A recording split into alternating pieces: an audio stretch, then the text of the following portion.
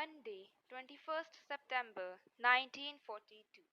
Dear Kitty, today I'm going to tell you our general news. Mrs. Von Dan is unbearable. I get nothing but blow ups from her for my continuous chatter.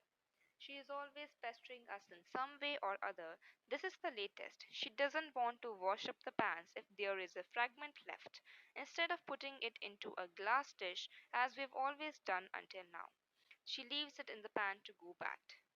After the next meal, Margot sometimes has about 7 pans to wash up, and then Madame says, "Well, well, Margot, you have got a lot to do." I'm busy with Daddy working out his family tree as we go along. He tells me little bits about everyone. It's terribly interesting. Mr. Kufius brings a few special books for me every other week.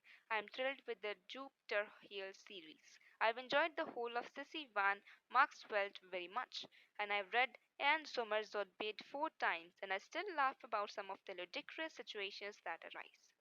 Term time has begun again. I'm working hard at my French and managed to pump in 5 irregular verbs per day.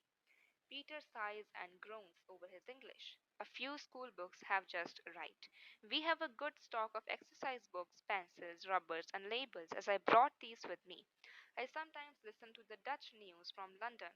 Heard Prince Bernhard recently. He said that Princess Juliana is expecting a baby about next January. I think it is lovely. It surprises the others that I should be so keen on the royal family. I was being discussed, and they decided that I'm not completely stupid after all, which had the effect of making me work extra hard the next day. I certainly don't want to still be in the first form when I'm 14 or 15.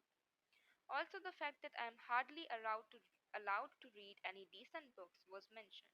Mummy is reading Hien, Browen, and Nesben now, which I'm not allowed. Margaret is. First, I must be more developed, like my talented sister. Then we talk about my ignorance of philosophy and psychology, about which I know nothing. Perhaps by next year I shall be wiser. I looked up these difficult words quickly in Quenet. I have just woken up to the disturbing fact that I have one long sleeved dress and 3 cardigans for the winter. I have received permission from Daddy to knit a jumper of white sheep's wool. It's not very nice wool, but as long as it's warm, that's all what matters. We have some clothes deposited with friends, but unfortunately we shall not see them until after the war. That is, if they are still there then. I had just written something about Mrs. Von Dan when in she came. Slap! I closed the book. Hey, Annie, can't I just have a look? I'm afraid not. Just the last page then?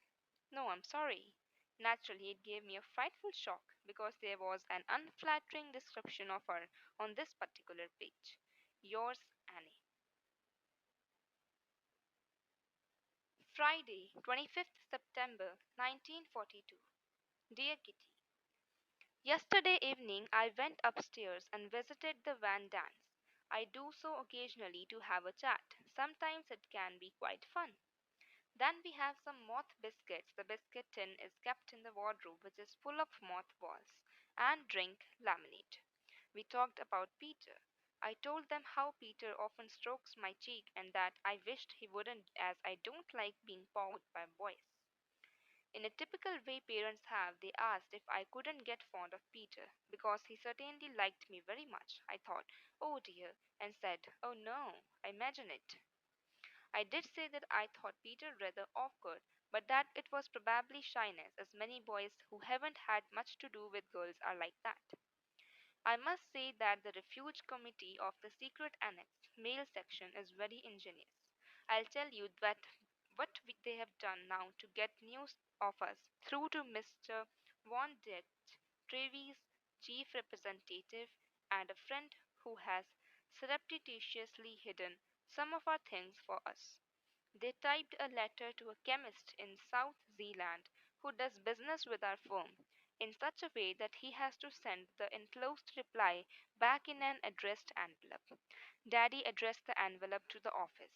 When this envelope arrives from Zealand, the enclosed letter is taken out and is replaced by a message in Daddy's handwriting as a sign of life, like this.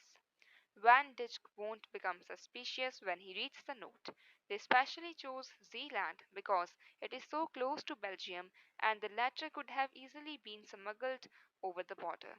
In addition, no one is allowed into Zeeland without a special permit, so if they thought we were there, he couldn't try and look us up. Yours, Annie.